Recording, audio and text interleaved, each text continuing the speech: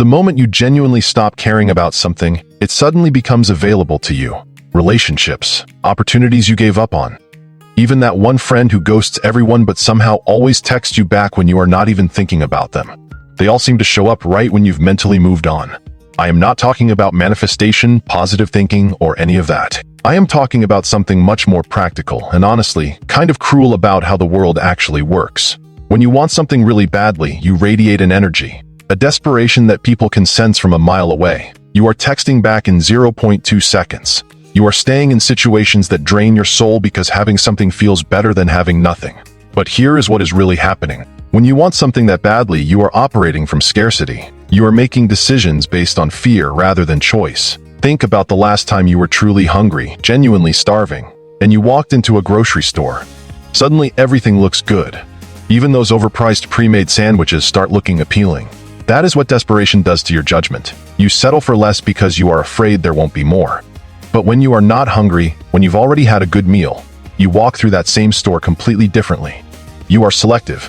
You notice what is fresh, what is worth your money, and what actually aligns with what you want. Wanting nothing doesn't mean becoming a monk or giving up on life. Though honestly, monks seem pretty chill, not going to lie.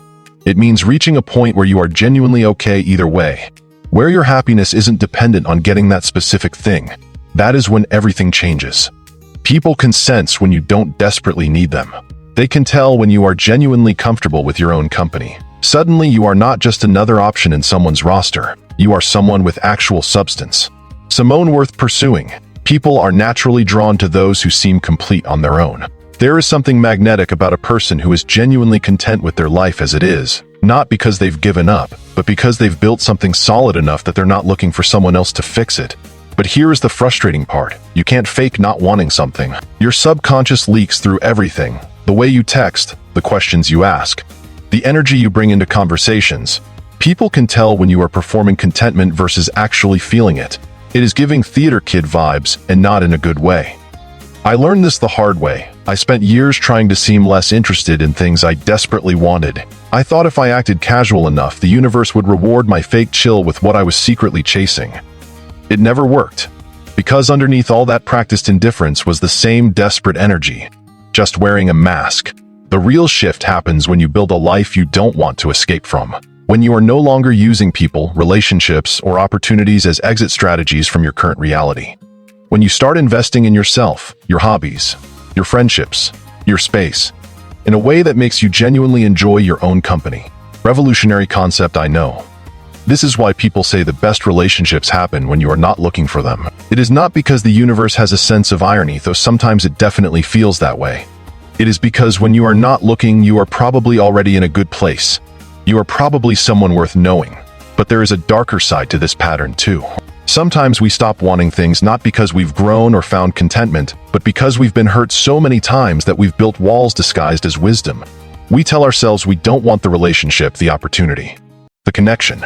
But really, we're just protecting ourselves from another disappointment. The difference between healthy detachment and defensive numbness is subtle but important. Healthy detachment comes from abundance. You genuinely have enough in your life that you don't need this particular thing to feel complete. Defensive numbness comes from exhaustion. You've been disappointed too many times, so you protect yourself before anything can hurt you again.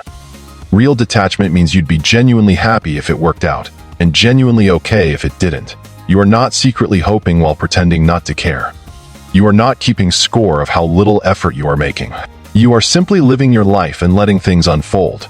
This is probably the most counterintuitive lesson about getting what you want. The best way to attract opportunities is to build a life so fulfilling that you don't desperately need them to rescue you from your current situation.